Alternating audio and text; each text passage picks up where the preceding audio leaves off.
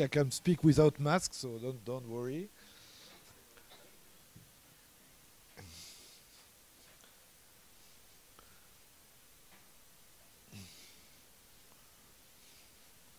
So just to recap, so what I will, I'm trying to sample from a distribution, which is pi of x. So I am x belong to Rd. So this distribution is exponential minus u of x, okay, divided by z. Z is a normalizing constant, which is a known. So which means that you have the exponential of minus uy dy is finite but unknown. Okay, and we are, I am interested in sampling.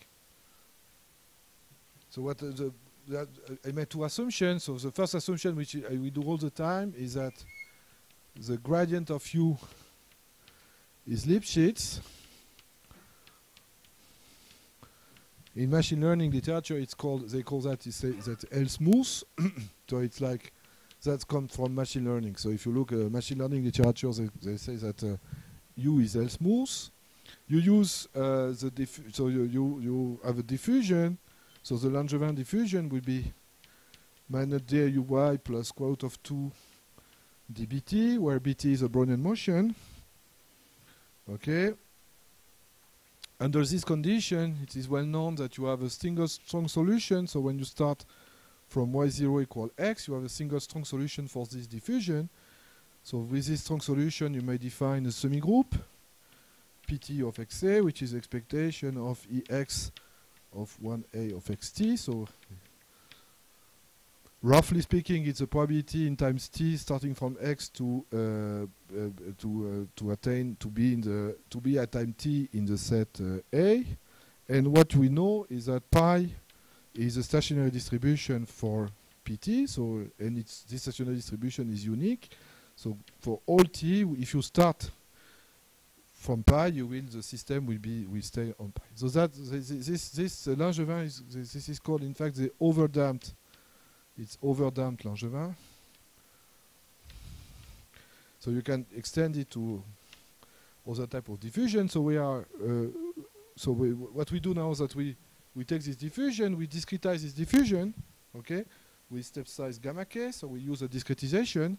So xk plus 1 equal xk minus gamma k. This times the grad u of xk plus square root of 2 gamma k plus 1 zk plus 1. This time zk plus 1 is a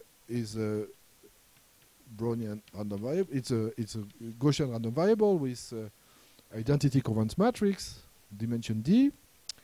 And what I am trying to analyze is, so of course I know I will call, so this define in fact a Markov chain. So the transition kernel of this Markov chain, I call it gamma, okay?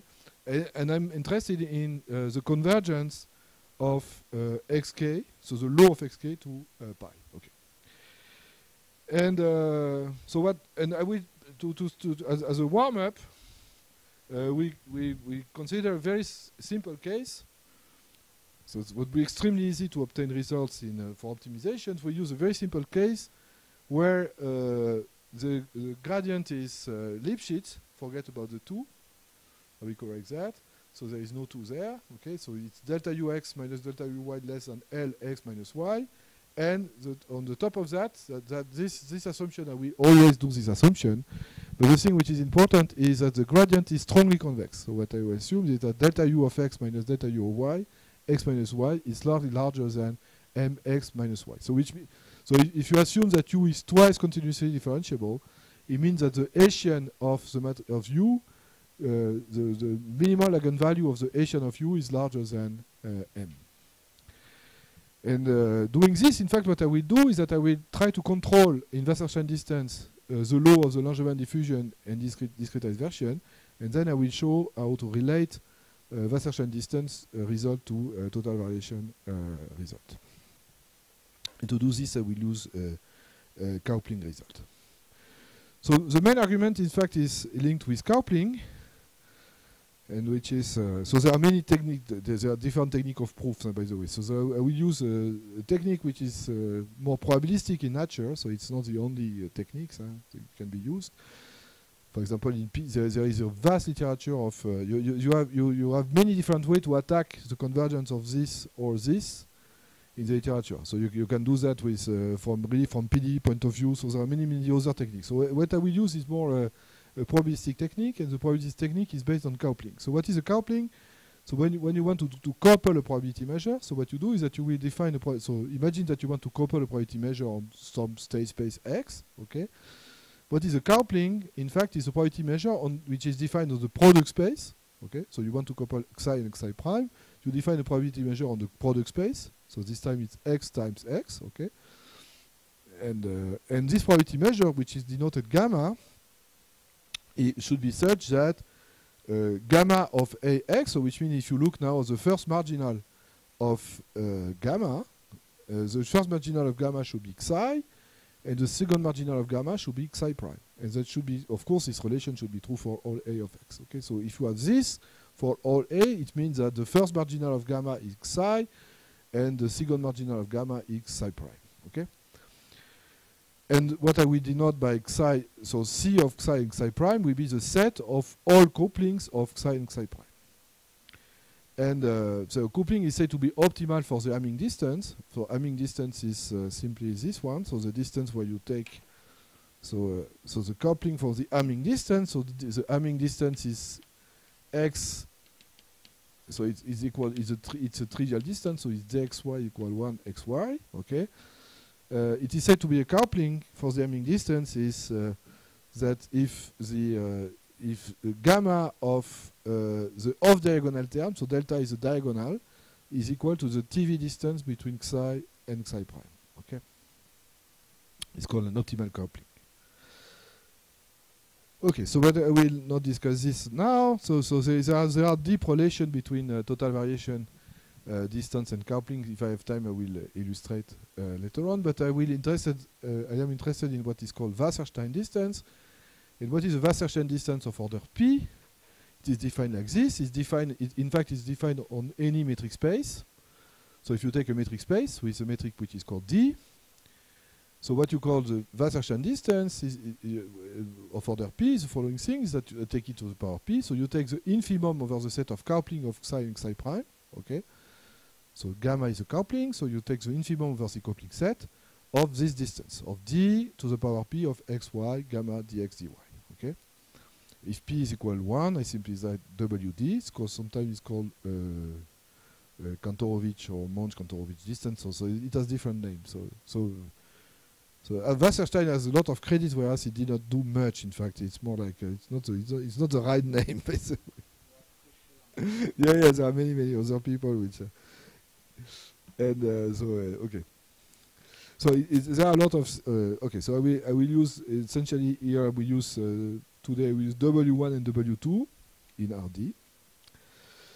And the good thing with so sometimes what the weight is written, and sometimes it's more convenient to think about coupling, not instead of looking at coupling at the set of at the infimum of probability measure. Sometimes it's I will use this type of notation. It's a bit more relaxed, but it doesn't change much. In fact, it means that I will say that xx prime is a coupling of xi and xi prime if it is a couple of probability. It's a couple of random variable defined on the product state space, of course, which is such that x is distributed according to xi, and xi prime is marginally distributed according to xi prime. Okay, and so it's exactly the same stuff, but instead of writing formally with coupling gamma, we write it with in terms of two random variable nxx prime.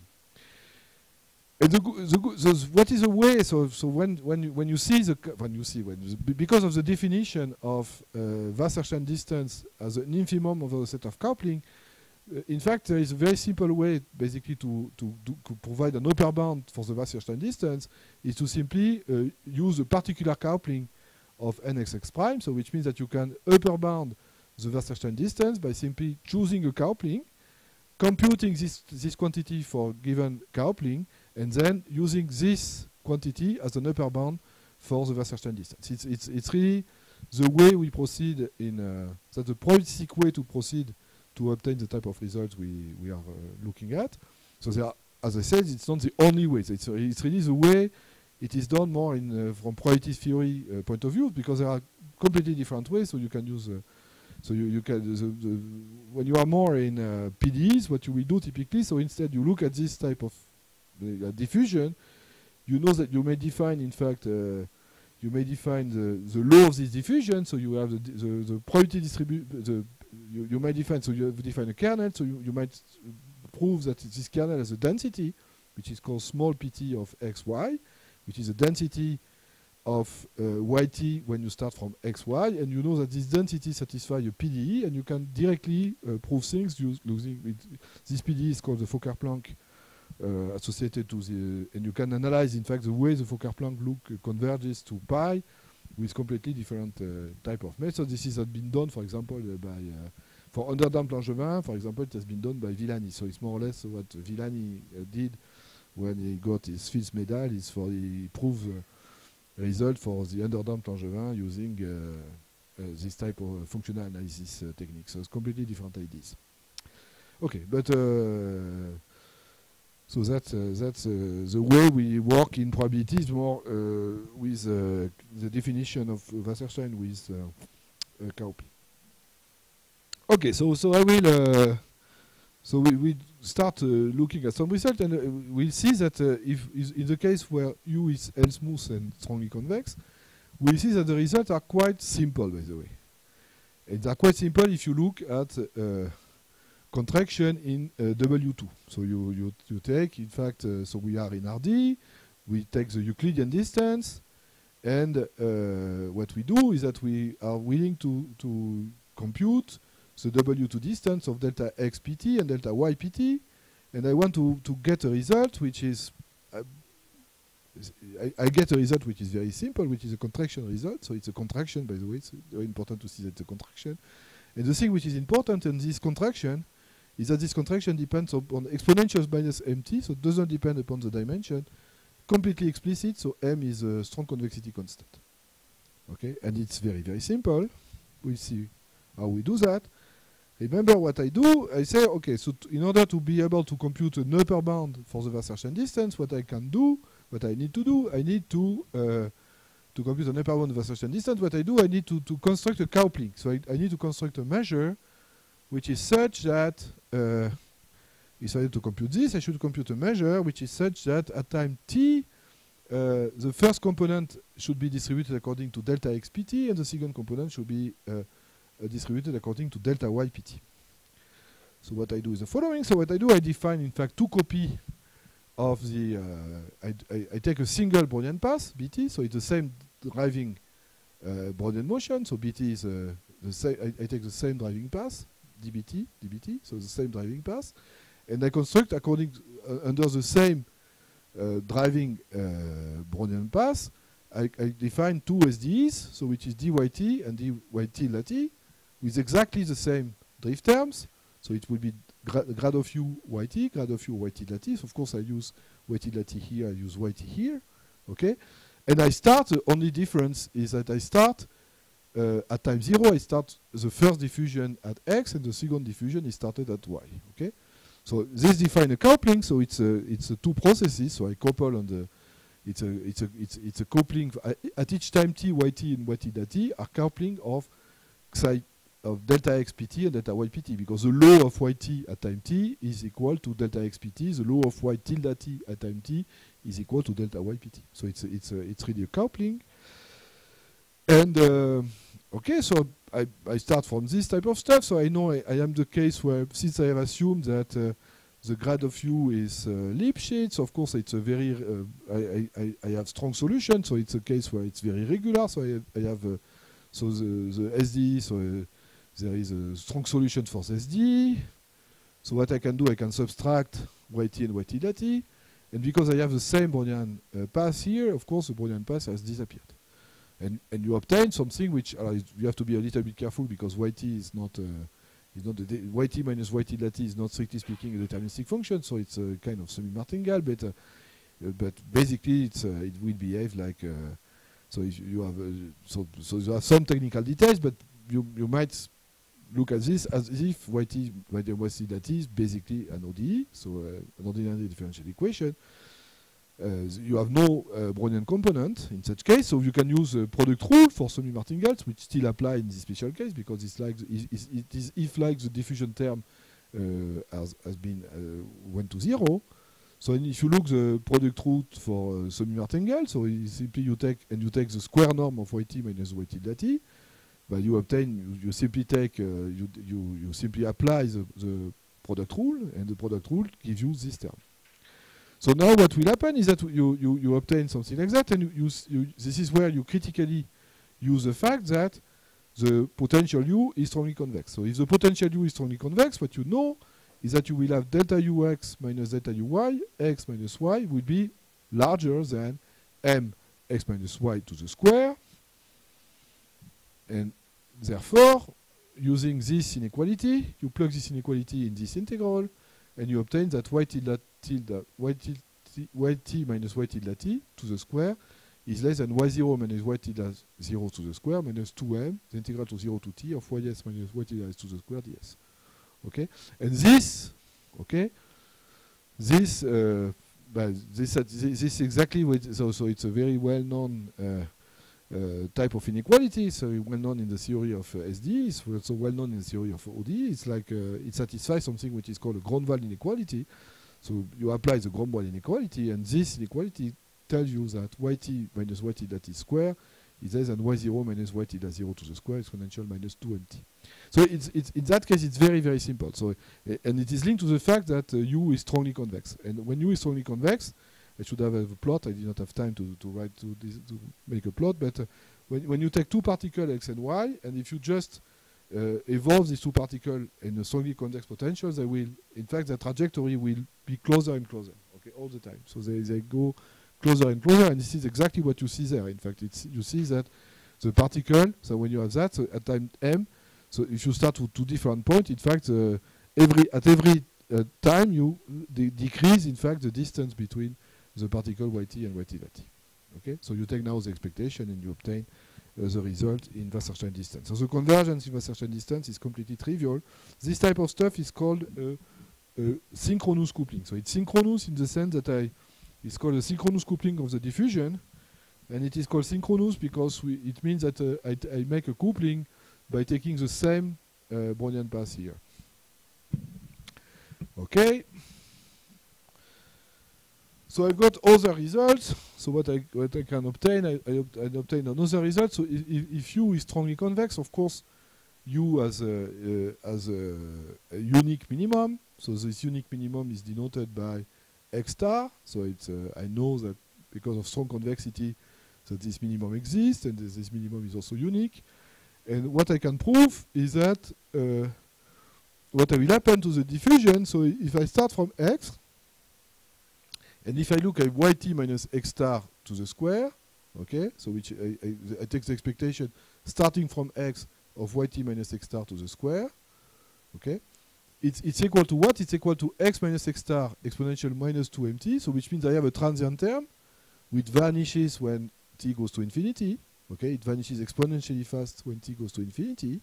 Okay, this simply reflects the initial condition, and then I have the stationary terms. I have a stationary term which is equal to d over m times 1 minus exponential minus 2mt. Okay, which means in particular, if I take t goes to infinity, it means that when t goes to infinity, I know that delta x goes to the law of yt goes to the stationary distribution, which is pi. So which means so the law of yt becomes pi. So when I go to infinity, I've got a result which says that in stationarity, typically what will happen, I have a kind of variance of stationarity around x star, which is of size d over m. So it means what? It means that when you look at a diffusion like this, when you are strongly convex, what will happen? So the diffusion will go to x star, and then it will more or less wander around x star, and with a variance which is exactly of size d divided by m. Okay. Okay, just in so I do that in very simple, with not much definition, but we need some definition. So you need first to define what is the generator. So it's like when I say the generator, there are many different forms of generators. So it's like a bit imprecise there, but what I call the generators, it's a weak generator in that case. It's defined like this. So what you do is the quantity which is of importance in continuous time. In fact, it's a generator of the semigroup of the diffusion, and the generator of the semigroup of diffusion is defined as a kind of derivative with respect to the time of the semigroup. Okay, so and here it's a homogeneous semigroup. What I look at pH. Okay, H is being strictly positive minus F, and I divide by H. Okay, and the thing when you compute this quantity, so in fact it's an easy calculation. So if I have time, I can do that. So either you know Ito calculus, but even without Ito calculus, you can obtain this result. What you will obtain is that you obtain that the generator of the diffusion is equal to minus grad of ux grad of fx plus the Laplacian of f of x. Okay, so that's the generator of the Langevin diffusion. That's the generator of the semigroup. If you set v of x, which is x minus x star square, this function is called in general, it will be called a Lyapunov function for the semigroup.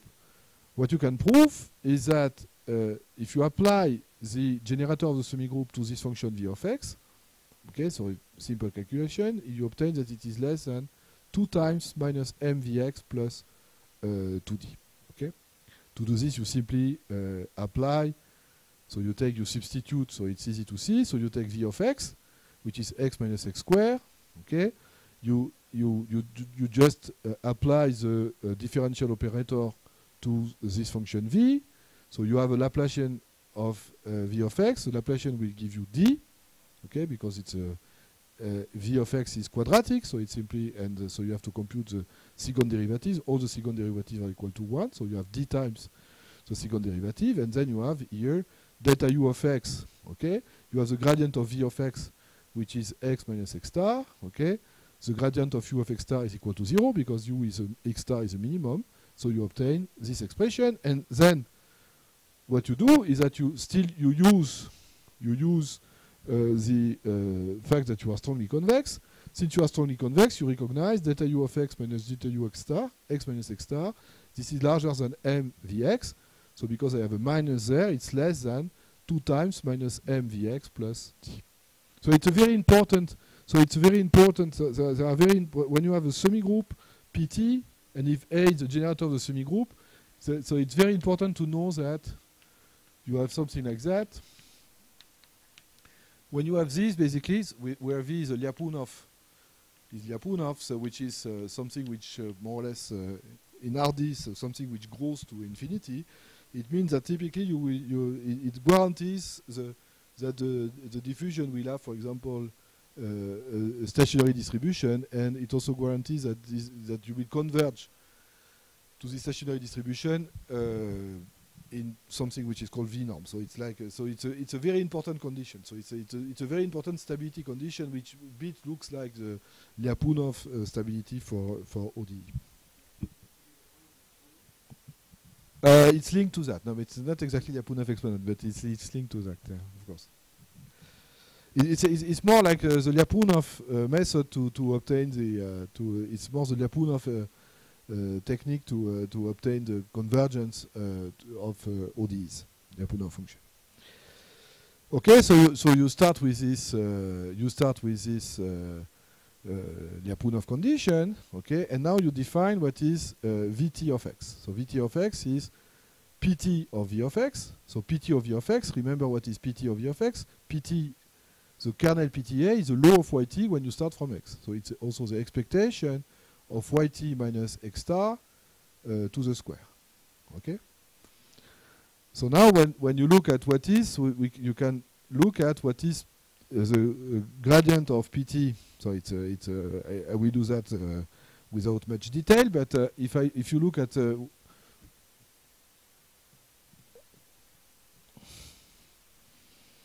if you look at so you have Vt of x. So it's an expectation starting from x of v of xt, of v of yt, sorry. Okay, so you see v of x is equal to x minus x star to the square, and x star is the minimum, so you have grad of u of x star, which is equal to 0. Okay, and now you are willing, so you know that this is equal to pt by definition. This is equal to pt of v of x, okay, because it's exactly the law of yt when you start from x, the law of yt under px is pt of x. Okay, so now you want to compute the partial an equation of Vt of x. So you want to compute the partial derivative of Vt of x, which is basically it's more or less simple-minded. So you will compute this. You compute Vt plus h x minus Vt of x divided by h. Okay, and you take the limit when h goes to 0. Okay, so it's the limit when h goes to 0 of pt plus h of vx minus pt of vx divided by h. But because pt is a semigroup, so pt is a semigroup, which means what? It means that pt is a semigroup. So it means what? It means that you have pt plus s is equal to pt times ps. Okay. So you can take pt outside this. So it means that it's pt of limit when h goes to 0 plus of ph minus identity pi h vx minus vx divided by h. Okay. Of course, there are some mathematical problems which are you need to verify that everything is okay there. But it's basically it's the ID, and it will be pt of a of vx, because this you have defined this limit is equal to the generator. Okay. So if you are not very careful about mathematical details, you will obtain this equation, which is called Kolmogorov. This equation is called the Kolmogorov forward equation. It's a PDE, in fact, because A is a generator, so it's a partial differential equation, by the way. But what you know is that A of v of x is less than minus 2m vx plus d, so it would be minus 2m pt vx plus d. So pt vx is equal to vt of x. So you obtain that the partial derivative of vtx with respect to t is equal to minus 2m vtx plus 2d. Okay? And then you reapply. So basically what you do is you reapply Grunwald inequality, and you reapplying Grunwald inequality, you obtain a bound for vtx, which is given by x minus x squared exponential minus 2mt plus d over m 1 minus exponential minus 2mt. So the calculations are very, very easy in that case, only because you have this key inequality. You have this key relation which holds for all x. Okay? And you obtain thus the result. Okay? But so now if you want really to get the proof for pi, so then you reapply the result for pi. So this is a technical argument, so it's not difficult to guess. And then it means that you have a first result. So you have two results. Basically, we have a convergence result. Okay, you have a convergence result. So you know that you have a contraction. So so just to recap. So for p of t, you have a contraction. So here you can apply, in fact, because you have W2 of delta x pt delta y pt, which is exponential minus mt of x minus 1, but x minus 1 is also equal to delta W2. It's the Wasserstein 2 distance of delta x and delta y. So basically, what the first thing that you have is that you can apply the Banach fixed point theorem. So which means that you have a single fixed point in W2. Okay. So you have the stationary distribution, which is pi, and you know exactly also using the Banach fixed point theorem, you know that you will converge to pi exponentially fast and with a constant which is completely independent from the dimension. So the thing which is amazing is that if you are strongly convex, you converge to pi, to the stationary distribution, because of this, using simply the Banach fixed point theorem, you converge to pi with a constant which is completely independent from the dimension. It depends only on the strong convexity constant. Yes, that works for W2 in that case. Otherwise, of course, this is simple in W2. It's not so simple. For example, in TV. You have to be a little bit more careful. W2, it's very simple. In W1, it will not be true. In fact, so it is true, but with different arguments. Okay, and then the second result gives you a characterization of the stationary distribution. You know that. More or less what it means there. It means that the stationary distribution pi will be more or less concentrated between quotes around x star, which is the minimum of the potential, and you have in fact an exact quantification of how far you are from the minimum. So you have the fluctuation of order d over m, and then also you have an exact estimate on how fast you go to x star in the previous result. Okay. You can do essentially the same. For if you replace now the if you look at it's basically the same result. It's exactly basically the same type of result, by the way. So if you replace the diffusion by its discretization, so if you replace, so instead of analyzing the SDE, you analyze the discretized version. So it's xk. So this time, so it means that instead of the semigroup PT, you have the semigroup Q gamma NL, which are the inhomogeneous chain. So remember that what is Q gamma. So instead of looking at the diffusion, I now look at the discretization. So remember, so what are my notation for discretization? So when I discretize, I say that I have xk. So this time I have minus gamma k plus 1 of delta u of xk plus square root of 2 gamma k plus 1 of z of sk plus 1. Okay, so remember that zk is distributed according to normal distribution, so it's an identity of size d.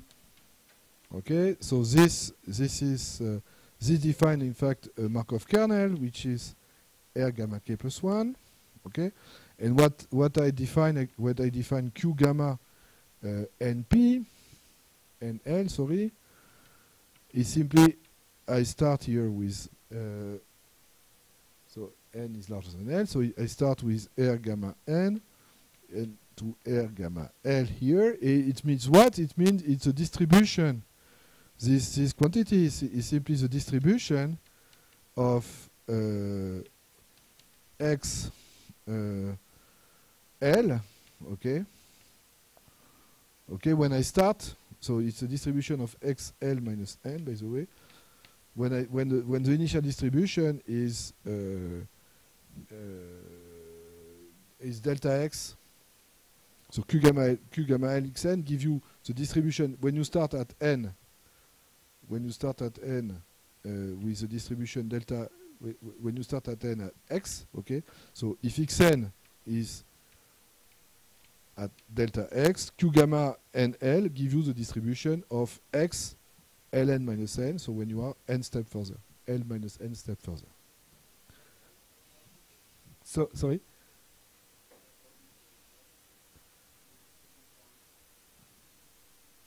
Q gamma is in fact so R gamma is R gamma k plus 1 is a kernel for one step, okay? And Q gamma now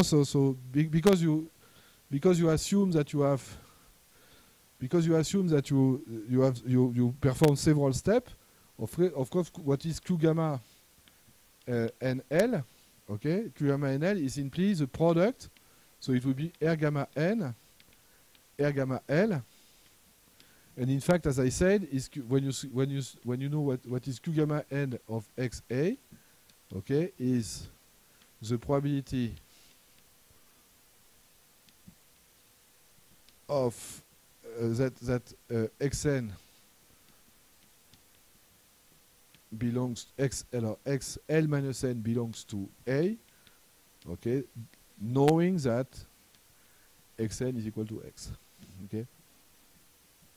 That's exactly what it means. And you do basically the same type of coupling. So you can, what you do is that you define a coupling, but instead of coupling the Brownian motion, you couple simply z key. So you compute, you simply use the same random number zk plus 1.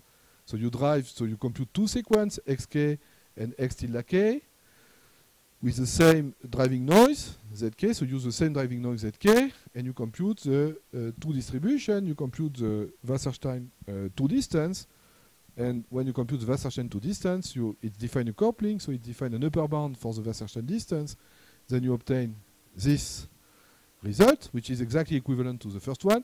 Notice simply that it's not exactly the same. Here, in the case of, in the diffusion case, it was exponential minus m. T when you are in the discrete case, it's the quantity which appears there is kappa, and kappa is 2 ml divided by m plus L. So m, remember, is m is a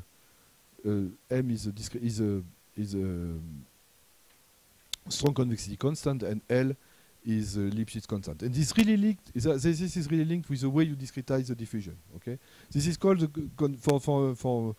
for you, this quantity is called, it's more or less like the condition number for you, because it's, if you remember what is m, so if u is 2 times differentiable, m is a minimum eigenvalue of the Hessian, whereas L is the maximum eigenvalue of the Hessian. So ml divided by m plus L is more or less like the condition number of the Hessian matrix, and you take 2 in front of that. So it's already, and it's really linked. So this quantity you might modify, for example, if you use better discretization, because Euler-Maruyama, it's one possible discretization. You have, of course, better quadratic rule. If you use better quadratic rule, you will have a better constant. In fact, it can be very different from m, by the way, because what happens in general is that L can be much larger than m. So it really depends. There are cases where it's you can gain a little bit. Okay. Okay, and when you have that, so you apply simply the result, and this gives you more or less, once again, when you apply with Q gamma NL, which is equal to R gamma, so if you apply with the same step size, okay, this is for general step size. When you apply with the same step size, the same identity tells you that you have a contraction, okay? And because you have a contraction, you can apply the Banach fixed point theorem, and you obtain exactly this expression for the distance of to R gamma n to pi gamma, and it's also completely explicit, so it depends on x minus x star to the square, and then you have 2 kappa minus 1. You cannot improve, so it's easy to see that this cannot be improved. So this more or less these results are completely tight. Okay. Okay, so what you have proven is that so what you have proven doing so you have two types of results. So you have the first type of result, which is the result for the diffusion, and the result for the diffusion tells you that the diffusion converges to pi at an exponential rate, exponential minus mt, and you control the fluctuation around pi. And you have a second type of result, which tells you for the discretization, you have basically the same result. You have this time pi gamma, so if you are in a homogeneous case, it will be pi gamma, and the discretization will converge to this pi gamma. So and now what you will do is that you will couple the two results. And to couple the two results, what you will do is that you will couple basically the discretization and the diffusion. So my objective now is not to compute delta x of Q gamma n and pi gamma, but my objective is to compute delta x of Q gamma n and pi, because I am interested not in pi gamma, because pi gamma will depend upon the step size gamma, so I'm not interested by that. I am interested in computing how fast delta x Q gamma n converge to the stationary distribution pi, because my objective is not to to sample from pi gamma, because pi gamma is more or less the fact that I don't have the right stationary distribution is due to the fact that I have a discretization step size gamma, so it's not an objective to me. So what I will do is that I will directly couple delta x q gamma n and p gamma. So remember that pi is a stationary distribution for the semigroup. So what I know that for all t I have pi pt which is equal to pi. So when I compute the distance delta x q gamma n and pi, it's equivalent to compute the distance of delta x q gamma n and pi p gamma n, where b gamma n is the sum of gamma k, because it's true where all t. So it's true for all t. So in particular, it's true for p gamma n. Why I've put here gamma n? I put here gamma n because in fact it's the total amount of time spent by my discretization. So remember, gamma k in my discretization are the step size I've used. So at the first time interval I use gamma 1, second time interval gamma 2. So after n time interval, in fact the physical time which has been elapsed since the beginning of the discretization is this p gamma n. And the way to control this quantity is to use synchronous coupling, this time between the diffusion and the interpolation of the Euler discretization, which means what? It means that I will directly couple, in fact, the true diffusion, okay, and a process which is known which is very well known in numerical probability, which is known as a continuous interpolation of the discretization. So when it's a continuous discretization of the diffusion of the interpolation, it means what? It's a continuous process because BT, of course, is continuous, so it's completely continuous. And at time gamma n, at the successive, if you look at what happened at time gamma n plus 1, at time gamma n plus 1, I will have yt gamma n plus 1, which is equal to y bar gamma n. So it will be the integral of gamma n to gamma n plus 1 of delta u of y bar gamma n. So which is exactly, because it's constant here, it will be exactly gamma n plus 1 grad u of y bar gamma n. And then you have square root of 2. So you have b gamma n plus 1 minus b gamma n. But b gamma n plus 1 minus b gamma n, so it's an increment of the Brownian motion. So the increment of the Brownian motion here is a Gaussian random variable, which is independent from the of bs for s less than gamma n, because it's the Brownian motion is as independent increments, and the variance of this quantity is equal to square root of gamma n plus 1. The variance is equal to gamma n plus 1. So which means that you have exactly, if it's really an interpolation of the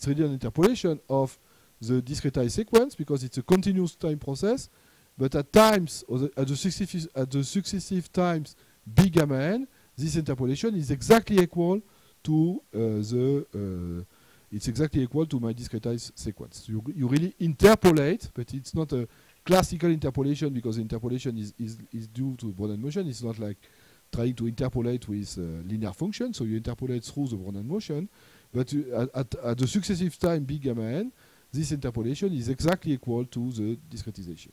And what you obtain then is that you might control the Wasserstein-2, the square of the Wasserstein-2 distance between delta x p gamma n and pi q gamma n.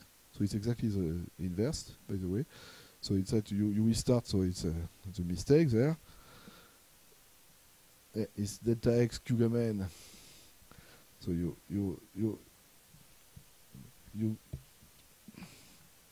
it's ex.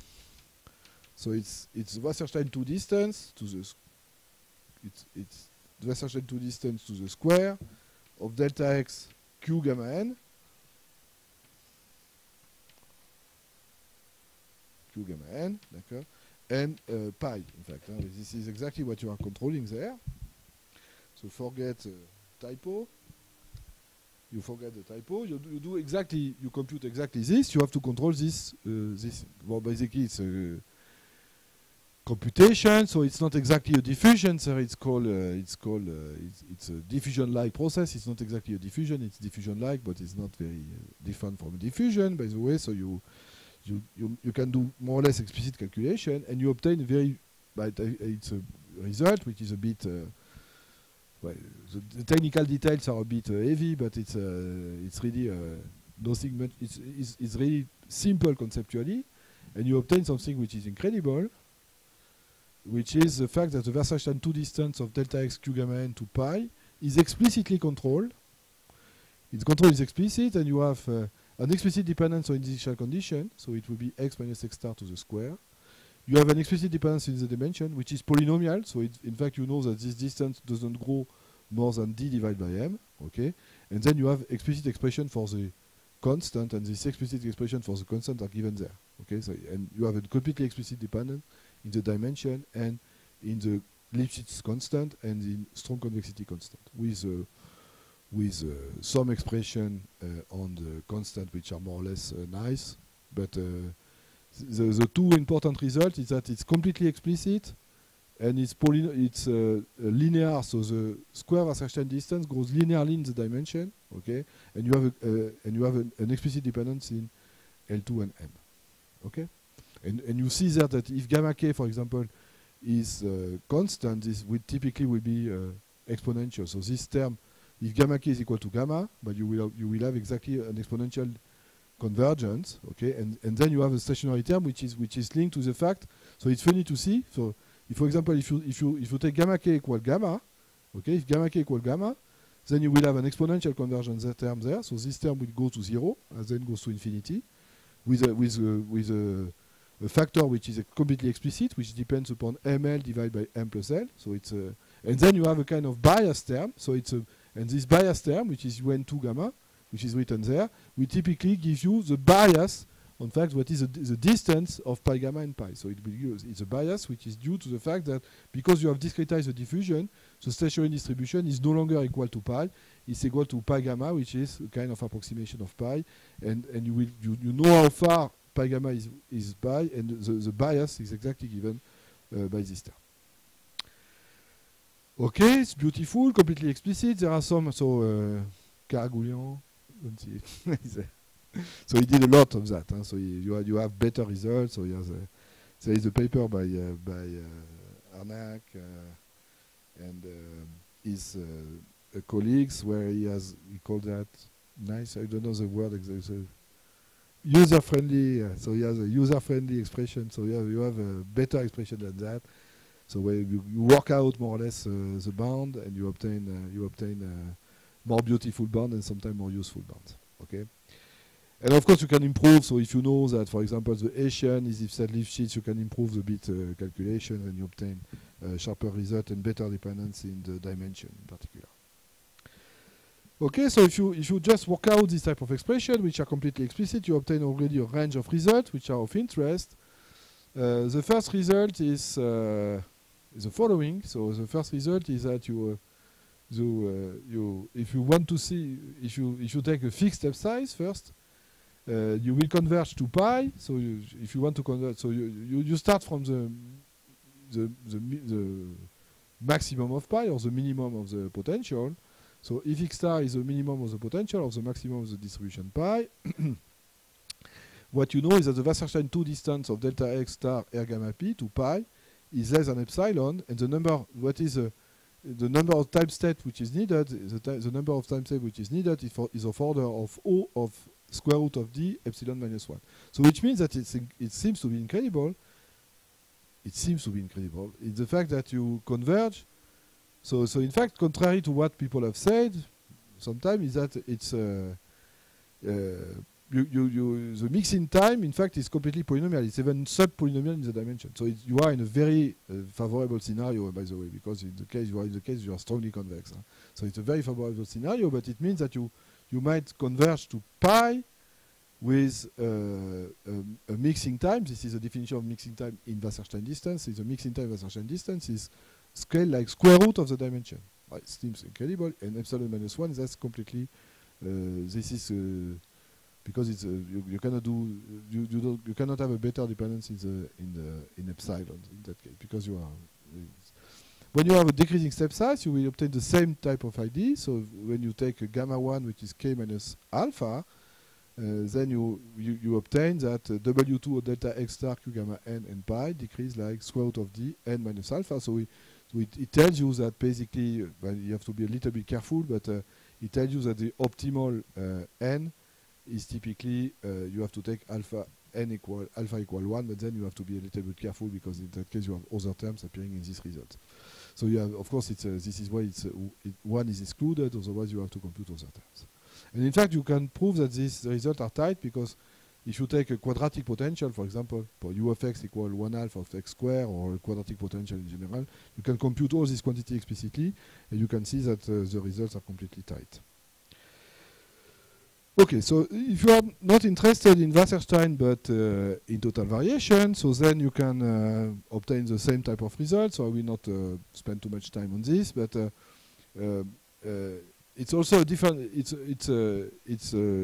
You will use coupling, but a coupling which is a bit different. It's more tricky to get a coupling. It's not tricky. It's a little bit more tricky to get coupling bounds for total variation. And you use basically the following thing, which relates, in fact, the total variation with a specific form of coupling.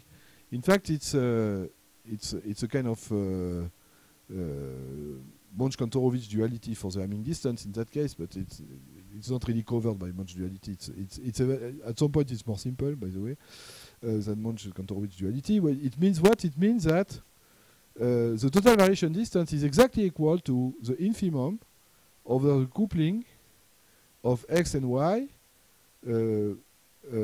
when for the Hamming distance. So it's like so the total variation is a kind of Wasserstein distance, but it's a Wasserstein distance for the Hamming distance. But the Hamming distance has not a favorable property, so because the sigma algebra associated to the topology is not good enough, so the topology is not deliverable, so you cannot use standard result, but this is why I said you have to be careful, but formally it's the same type of idea, so it's an infimum over the set of coupling of x and y, and it's a probability that x is different from y, in fact. So when you want to control the total variation distance, what you need to do, in fact, you need to control you need to construct coupling for which the two variable becomes equal. So I will make a plot. It will be easy to understand.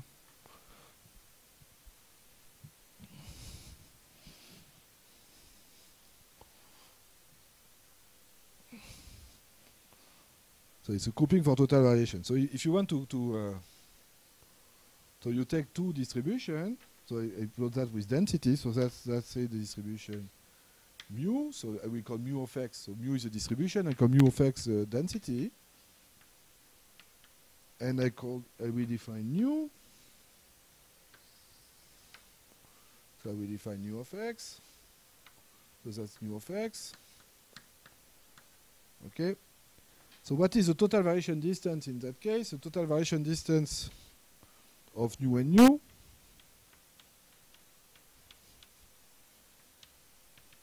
is equal to the integral, it's the L1 norm of their difference, okay? And one you can prove is, in fact, it's a infimum. It's an infimum. So what you will do is that to construct a bound for total variation distance, you will find two random variables, x and y. You need to find a random variable which x should be defined should be distributed according to mu, y is distributed according to nu, okay, and on this coupling you should have px equal different to y should be equal to the total variation distance of mu and nu. And there is a very simple way. So there is a simple way, in fact, to compute this random variable in general. So it's very simple to compute the random variable, which satisfies this property. So they are marginally distributed according to x. X is marginally distributed according to mu. Y is marginally distributed according to nu, and x is different from y with exactly the DTV of x and y. And the way to do this is it's linked with minorization. I will not have time to explain, but so this is doable, by the way. But it's a bit more tricky. So to do this, we use lemma, which is true for the case where U is strongly convex, which is more or less based on another type of reflection, which is more subtle, which is called reflection coupling. So which is and which tells you that if U is strongly convex, you have otherwise you have other result. But it's not you have other result otherwise. But it's so which means that you can couple. So you have a total variation distance of between PT and PTY, which is completely explicit. In fact, it's very tight. It's explicitly given by this. So it's 1 minus 2. Phi is the cumulative distribution function of the Gaussian random variable of minus x minus y divided by this quantity. So it's in fact so M is simply in that case it is true even if it's not only convex with different constant, but you have this exactly the same type of result. Okay, so it's quite subtle. So when you see that, you say, okay, wow, how should I obtain this quantity like that? So you need it's a bit of it was summer 2017, so 16. So it's a bit of you have to work out the details in order to obtain this type of stuff. But it was used. In fact, we adapted the proof not from Lindvall and Rogers. We adapted the proof from people which have worked on the some kind of coupling for random walks. So we work out of this proof and we obtain this type of result, which surprisingly was not known. Basically, it was not known. So it is used on what is called the reflection coupling. So just to give a feeling of what is reflection coupling is defined like that. So you use the same Brownian path, but you simply trick a little bit the Brownian path there. So trick the Brownian path in the sense that so instead of using dBt to the power d, you multiply in front of dBt, you multiply it by the identity minus 2 et transpose, where et in fact is e of xt minus yt, and in fact so e of z in fact is a unit norm vector which is in the distance of which is in the direction of x minus y. Okay, so you simply project. So you have two trajectories. And you have two trajectories, and what you do at each iteration, you are here at xt, you are here at yt. Okay, you look at this is the two paths of my diffusion.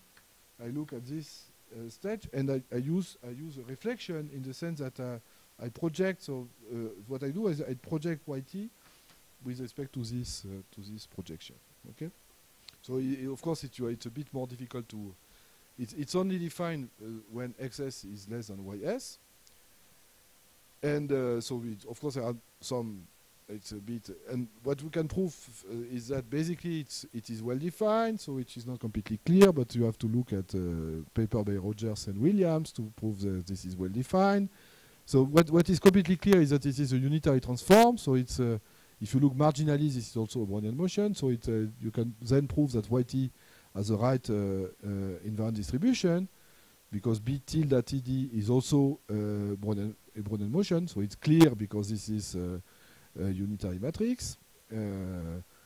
So it's also a Brownian motion, and then and what you will prove, of course, is that Tc is almost surely finite in that case. So which means that you have that Pt of x minus Pt of y is less than extremity. What will happen typically, and that do not happen in what will happen with reflection coupling is that the two trajectories, the two paths of when you use reflection coupling, the two paths of the diffusion will stick together, so they will become equal.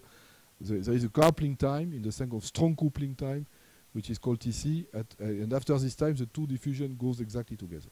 Okay, so whereas when you use simply synchronous coupling, what you will see in the strongly convex case, in synchronous coupling, the two trajectories will become close together, but they never become exactly equal. So synchronous coupling forces these two trajectories to become equal, and this is why with the synchronous coupling you are able to obtain this type of result. Okay, so you go from that. Before the coupling time, what you obtain the diffusion. So it's a bit the same, but since it's not exactly a synchronous coupling, it's not synchronous coupling, which means that you do not eliminate the Brownian path, because you don't eliminate the Brownian path because you have this term. So there is there is ET times dBT. But what remains, in fact, it's more or less a single component Boolean pass, because this one is more or less in dimension 1. So now you do the calculations, basically the same type of IDs. So and you obtain with Grundmann inequality, you obtain a bound which is completely explicit, which is like that. Okay, where BS, in fact, it's a one component Brownian motion. So BS1 is a Brownian path, but in dimension 1. Okay, and doing this, well, you are able now to compute. So you define this quantity U of t with BS is a Brownian path, and there are some results which shows. So it's a kind of you can recognize that it is a kind of this UT satisfies a kind of Horstein-Uhlenbeck. It's an Horstein-Uhlenbeck process.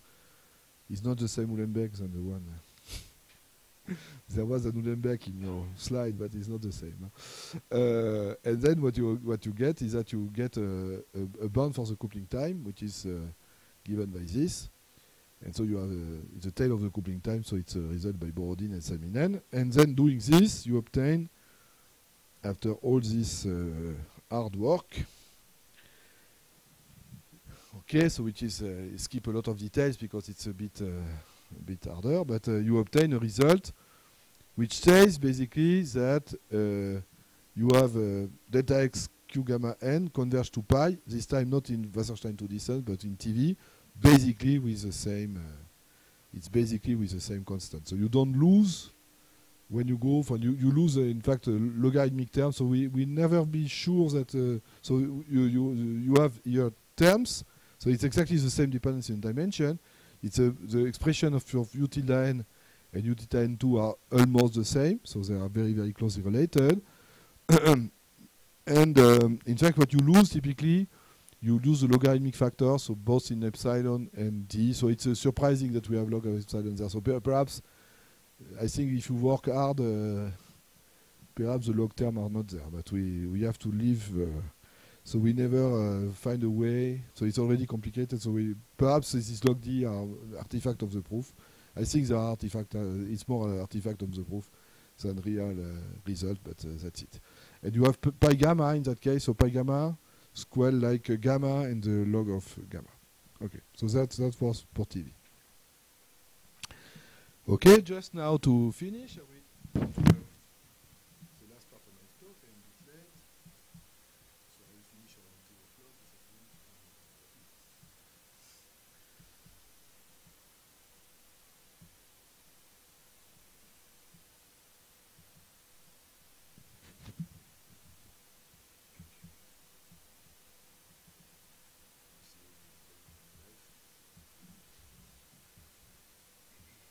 I will give you now the last definition.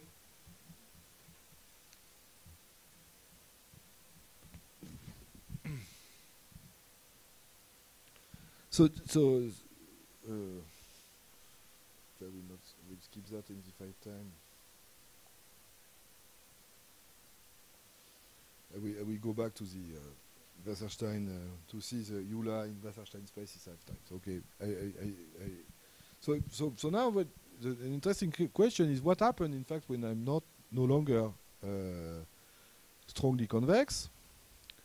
So then it becomes, of course, strong convexity plays quite a role in, so it plays a very important role when you analyze the diffusion. So for example, for the diffusion, it was very simple because you take simply the same Brownian path and you subtract, you obtain an ODE, you have a kind of very simple contraction of the ODE, you use Gromval, and then you obtain the result. So of course, it's much more complicated when you are no longer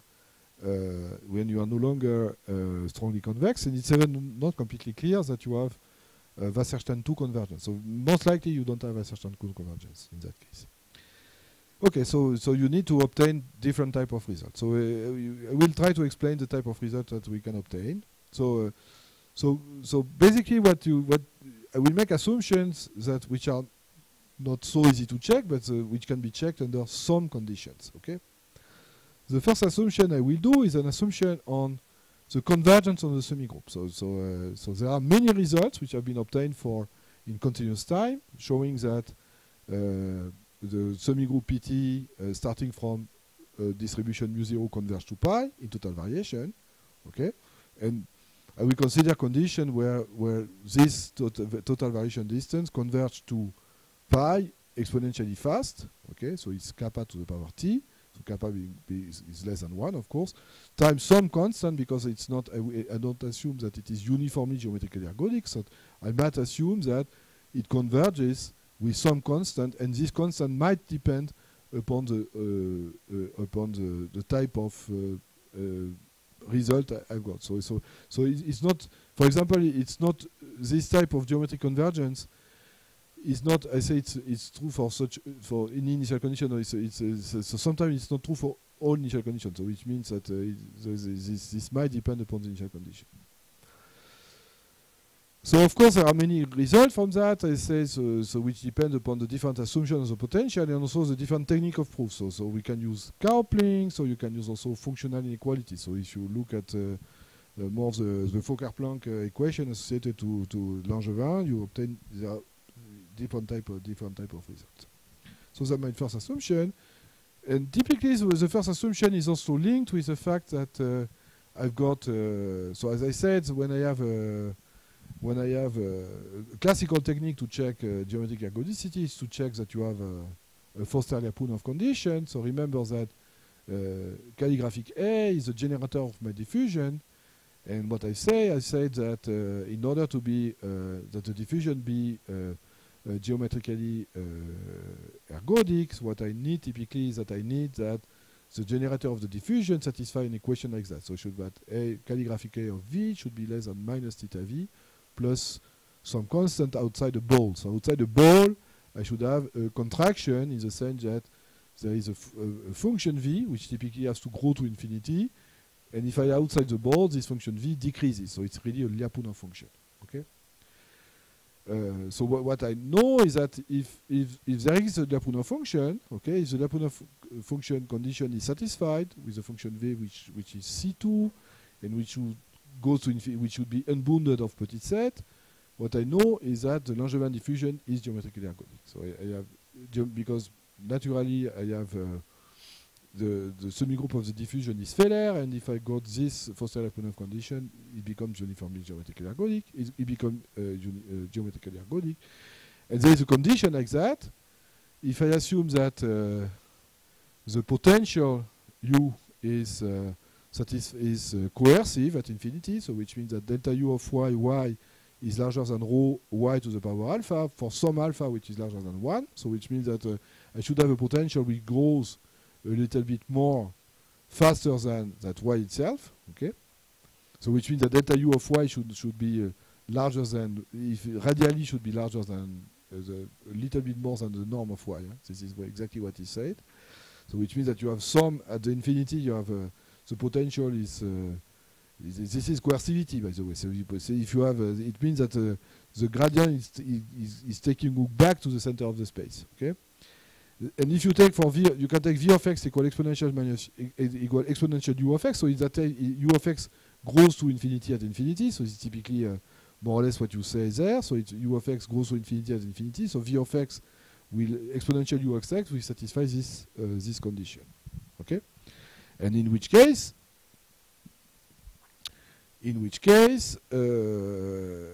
okay, sorry, so we have this already. Okay, so if you look now at the discrete, so that's the first type of condition, so it's easy. The second type of condition, so it's is that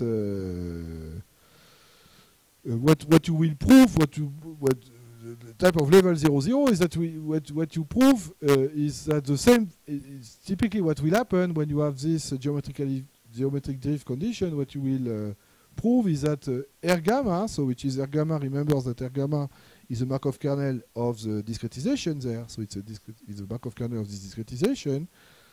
What you will show is that R gamma will satisfy typically this condition. So it will be some kappa gamma v plus gamma v. So it's interesting to see how what is the form of this condition. When gamma is equal to 0, of course you don't mix, because R0, in fact, when gamma is equal to 0, R0 you stay at a point. So it's normal. It's normal that when gamma is very small, of course, this is important. These dependence in gamma are important. So it's kappa to the power gamma, okay? But it's not surprising in the sense that it's not surprising in this sense because R gamma, okay, is nothing else than R gamma is nothing else than P. So it's P gamma. So R gamma and P gamma are more or less the same, not exactly, but very closely related. So if you have P gamma, which is so you have P gamma, so you have A of V, which is less than minus theta V plus B, okay? So this is true for the generator. So we know that the generator is, when gamma is small, is less like P gamma minus identity divided by gamma. So it's something like I have pi gamma V minus V less than minus theta gamma V plus gamma B, okay? And basically, when I got this, so it's of course, so which means that I have P gamma V, which is equal to 1 minus theta gamma V plus gamma B. Well, basically, I take kappa, which is something like exponential minus theta, and I obtain this type of result. So it's not surprising. It's not surprising that this is satisfied when I got the previous condition for the generator. So basically, if you have this drift condition, and also because you have a strong Feller kernel, so this condition is enough to prove that you have a unique stationary distribution which is equal to pi gamma. So it's okay. So basically, so what is that the true result? So if you assume that U is L smooth, if you assume that it is super exponential outside the ball, if you take gamma sufficiently small, so gamma should be never larger than 1 divided by the Lipschitz constant, then you might find B and S, which are such that R gamma V equal kappa gamma V of X plus gamma B. Forget the S here. For all gamma and all X. And you might take also V of X would be the same that in continuous time. So it's exponential UX divided by 2. Okay, so very nice.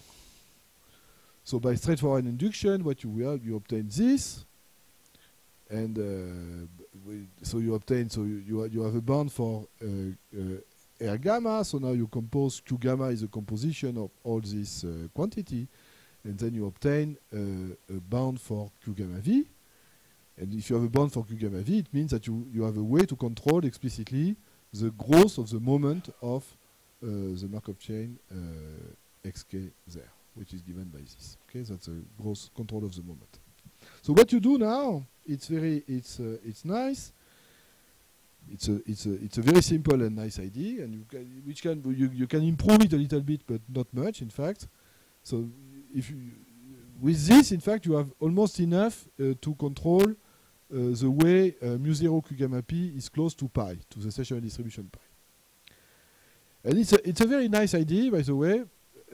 You simply do this. It seems to be very naive, but you simply do this.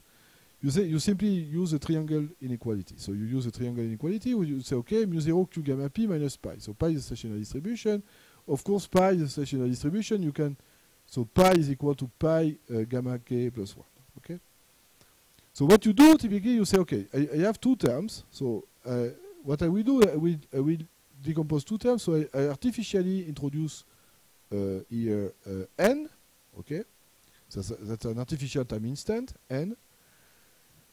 And I artificially introduce this term, which is mu0 q gamma n p gamma n plus 1p. Okay? So it's artificially, I just use then the triangle inequality. So I artificially introduce this term, okay? And I decompose this TV as a sum of two terms. Okay, so if I just look at these two terms, what does they mean? Okay, the first term means what? It means that I will start. I start at mu0 q gamma n. Okay, I start at mu0 q gamma n, and then I apply the Markov kernel q gamma, so which is a discretized Markov kernel, a certain number of time, which is p. So during a number of steps, which is p minus n plus 1, and the physical time spent there is exactly, if I know what is the physical time which is associated to this discretization, is precisely p of gamma n plus 1p. Okay, So the first term is simply what I have to do. I have to compare. So starting from mu0 q gamma n, then I transport this measure with this kernel, or I transport this measure with another kernel, which is P. This is the discretization. This is the semi-group of the diffusion. And I have a second term, which is much easier to analyze. The second term, which is much easier to analyze, simply tells you what? You look at mu0 q gamma n, so you start from this initial distribution, then you apply the semi-group for a physical time, which is gamma n plus 1p, and you look at manual pi. Well, this one will be easy because it's really linked with the contraction of the semi-group.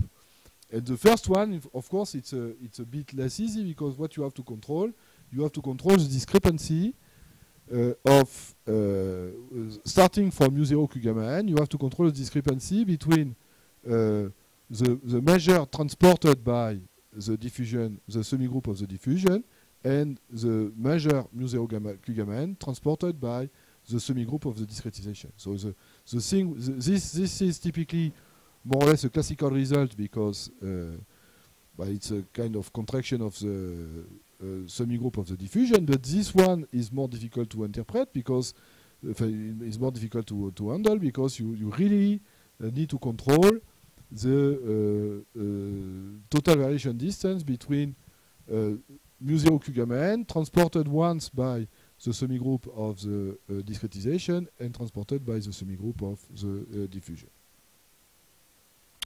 So to do this, we will also use coupling method. So what we will do is that we will we'll do a synchronous coupling method. So we compute, we couple the diffusion, and we couple the continuously interpolated diffusion, which is written there. Okay, so it's not a diffusion; it's a diffusion-like process, to be precisely. So it's diffusion-like process. So YT la t, because it's which is and the drift of this diffusion-like process is equal to that. So it's piecewise constant. It means that at every on every interval, so more or less, I freeze the value of YT at the beginning of the interval. This process is exactly, if you look at time, successive time gamma k, it's exactly equal to the discretization. Okay, so it looks like this. Okay, so I do. So what I will do. So there is a Girzanov theorem which can be generalized to diffusion type process. So which says basically that you can define a change of measure between the measure on the path space of the diffusion between the distribution of the law of the path space and the distribution of the path space. So this is it means that on the path space the two distributions are equivalent, and you might define, this is the Girzanov theorem tells you that you might define the change of measure, so which is this is a Radon-Nikodym derivative of the law of the distribution with respect to the law of the discretization. But this idea comes from a very old result by Arnak Dalalian. So it's Dalalian did that in a paper in say 10 years ago, in 2007, by the way. So he got this idea to not exactly in this context, but he got this idea to control, in fact, the discrepancy between the discretization and the diffusion itself by using Girzanov theorem on diffusion type process. So you obtain that. Okay, so it's this is exactly the expression of the Girzanov the discretization. So the thing which is very cool, in fact, is that all this quantity depends on the discretized process. So it's in this change of measure, of course, it means that you, given the discretized process, in fact, I can control exactly, I can write exactly. It's rather strange, by the way. It's rather is powerful, in the sense that you can, if I know the law of the discretized process, I can compute any functional of the continuous time process using this change of measure formula. So it's rather amazing, by the way. So it means that if I simply know the discretization, I know basically it's not linked with the fact that the discretization time. So discretization time can be anything. So it's a nice result. And if now I use Pinsker inequality. So Pinsker inequality tells me that I can control the total variation distance. I can control it by the entropy, square root of the entropy. So we also call the Kullback-Leibler distance. So it's the Kullback-Leibler divergence. So I control, so it's one of Pinsker inequalities. There are others, but there are many Pinsker inequalities. But it means, very importantly, it means that you control total variation. You control total variation by square root of the entropy. So, but this entropy you can compute because you have an explicit expression of the change of measure formula. So you have so you can compute you have two measures which are mutually non-singular, so you can compute the Kullback-Leibler divergence or the mutual entropy, or the entropy. So you compute the entropy functional, and the entropy functional is exactly written like that. Okay, so it's a very simple calculation, and you have the control of the entropy functional. And once you have the control of the entropy functional, you simply have to control this quantity. That's a simple calculation, and you obtain at the end of the day, you obtain a bound of this total variation distance, which is which of course this bound of course is so in TV. So you assume that L is smooth, you obtain this. Okay, not surprisingly, of course, it grows with N and P. So because it's growing because you accumulate more or less what you see there is that you accumulate if N and so when P becomes large, you accumulate error because you are comparing basically what happened when you start. So you start at X and you apply the discretized version of the semigroup and you compare it with the continuous time version of the semigroup. So you obtain what you obtain there is exactly it's a quantity which has a tendency to grow when P goes to infinity. Of course, if gamma k is if the series gamma k is converging, of course this quantity will converge to a given number.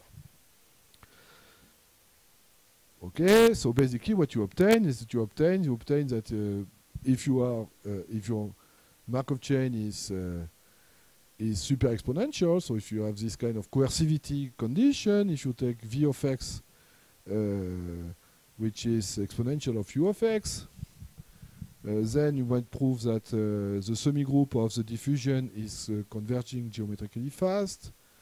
The Lyapunov function also satisfied a discrete time Lyapunov condition.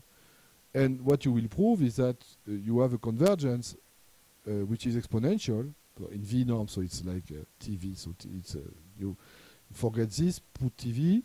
You have a convergence which is more or less exponential. If you have a constant, it works also with decreasing step size. But with constant step size, you have a convergence which is geometric in P. But of course, you have a bias term which is of order square root of gamma.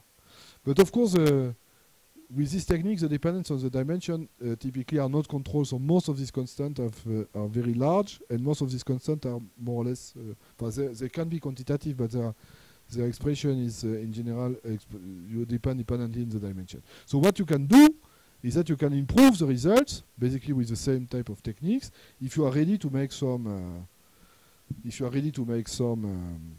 additional assumptions. So you can, for example, prove, so we have results in a convex case, but convex but not strongly convex, in which case you obtain much better dependence in dimension. You obtain dependence in dimension which is still polynomial, but a little bit less complicated than, so the dependence in dimension is like d to the power 5. In fact, it's not optimal. So in fact, now it's an odd result. It's d to the power 4. So you can prove that it is optimal with d to the power 4. So it's a result by Vampala. So simply when you go from convex to strongly convex, it's funny. So in strongly convex, the same result is square root of d.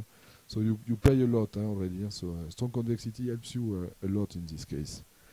And you have other results which have been so in fact publicized by Michael Jordan, which make a lot of fuss out of that. He wrote a paper on PNAS and saying that sampling is very fast, it's much simpler than optimization. Basically using another result, which is in the case where you assume that the function u is strongly convex outside the ball. Forget convex everywhere. So when you are convex outside the ball, and if you assume some additional properties, so not necessarily convexity, and then you obtain what is called a log Sobolev inequality. And in such case, if you are strongly convex outside the ball, you retrieve, in fact, a dependence in the dimension which is of order d, in fact. And even for enver for non-convex potentials. I think I have. No, I don't put. So I put it for the convex. It's also true for non-convex potentials. So because it linked with what is called log Sobolev inequalities, and so which means that you have a very favorable dependence in dimension. That's it. So there are many other things that I skip half an hour to reinterpret that as gradient flow in Wasserstein space. So if you're interested, we can discuss about that. Thanks a lot for your attention. So it was a bit too long, I guess, but I hope it was not too boring. Thanks for your attention.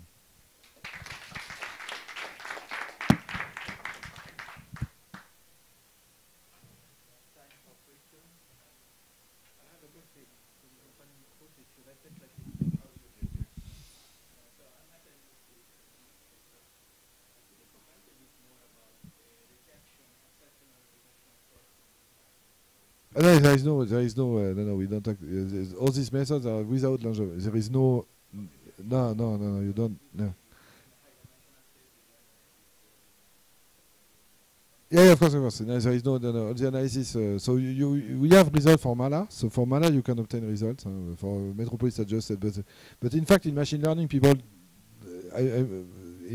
right now, so it really depends when you are in large dimension. So you know that you lose. In fact, you have some. So you have this pi gamma. So this is why, in fact, we don't. If we had acceptance rejection step, of course, you really target pi and not pi gamma. But in fact, the bias term, when you are in large dimension, the bias term is not. No, the thing which is no, there is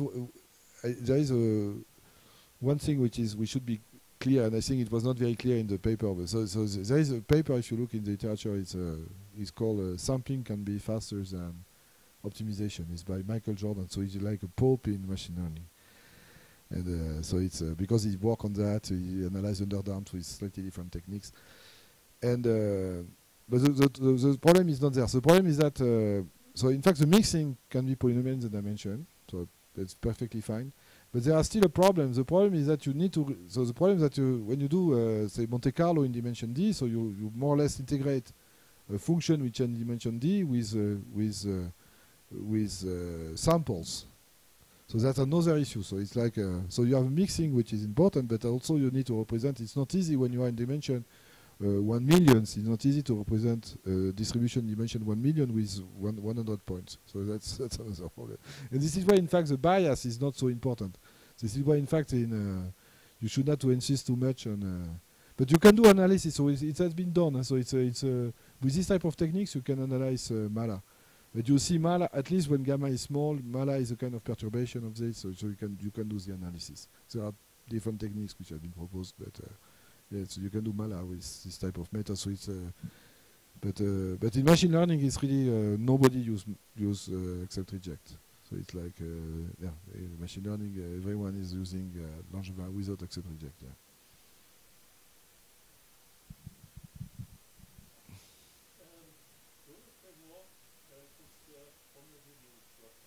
Yeah. Mm-hmm.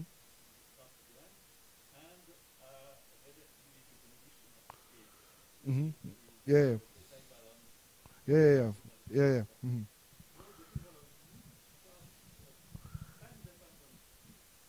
Yeah.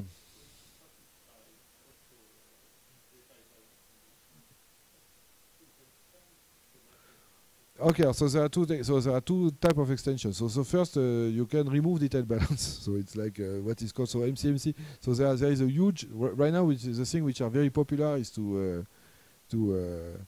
but detailed balance is not necessarily a good idea because the detailed balance in Monte Carlo has a tendency of you have a tendency when you go in one direction, you have tendency because to satisfy detailed balance, you have a tendency of going back. So you are so this is why in fact there is a huge literature right now in MCMC, especially in statistical physics, by the way. It's very very popular in statistical physics to use to use simulation which are irreversible. So there is so you can construct Markov chain or more general Markovian process if you are in continuous time, which are irreversible and yet have the correct invariant distribution. So there are several types of process. So for example, I mentioned briefly underdamped Langevin. So which is underdamped Langevin is like the extension of to Langevin diffusion to the momentum algorithm. So it's like when you add a momentum term. So when you go in one direction, you still push in the same direction.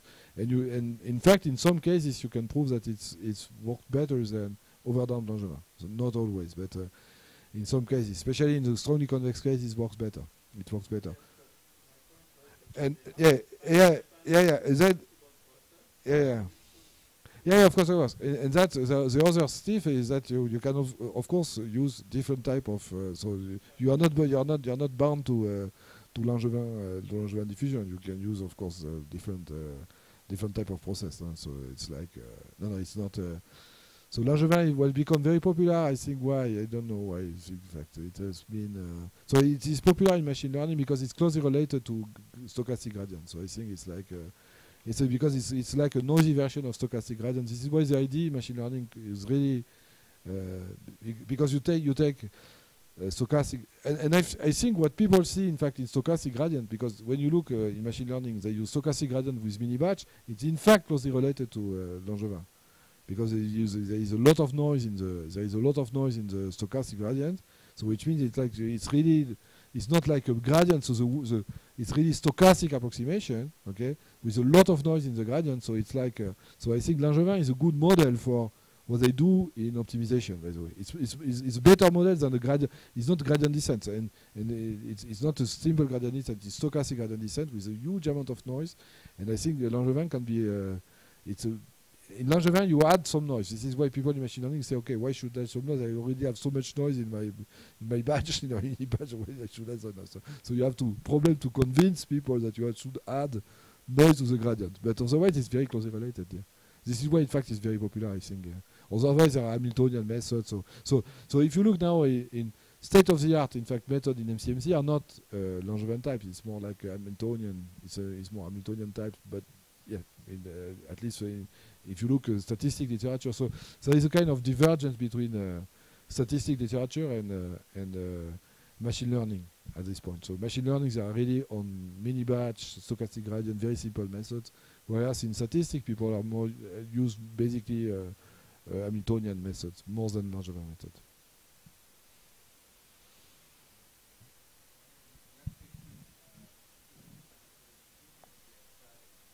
Mm-hmm. Yeah, of course, yeah, which is good. But in fact, when you are the problem with natural gradients, which is of course a very nice work, is that it's a second order method. So typically people, but you use of course the analysis. So typically nobody use really Hessian type of ideas, so because it's too complicated. Because the Hessian is something like d square, so it's more or less quadratic in the dimension. But of course, it's a good idea. Yes, it's a good idea to look at and when people do machine learning, for example, with the use stochastic gradients, there are a lot of methods in order to do some normalization of the gradient by Adagrad or so there are many methods which are a kind of no, but I did not analyze really Jan. I did not analyze natural gradient. I'm not sure that it has been really done.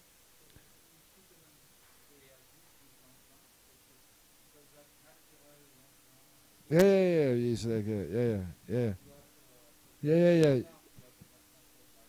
yeah.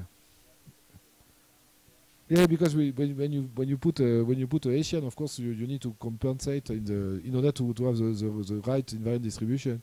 So in fact around this Langevin scheme, you might you might use in fact a different drift. So there is a systematic way.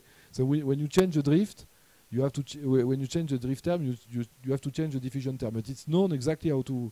So you can put, for example, you can pre-multiply the drift by some matrix, and then you know exactly what you have to put in the diffusion term in order to get the right diffusion. But I think when you do the analysis, what I said is that I'm not sure that there is this type of analysis has been done, for example, to know what is the dependence in dimension of natural gradient. It's a good idea, by the way, because perhaps it's So most likely you see that. For example, here what you see, for example, in even in strongly convex case, is that the dependence in M. So for example, if you are in a problem which is very degenerated, so which means that you are strongly convex but M is super small, but in fact it means that natural gradient should do much better. So yes, so typically it's interesting, but I never work on that. Yeah.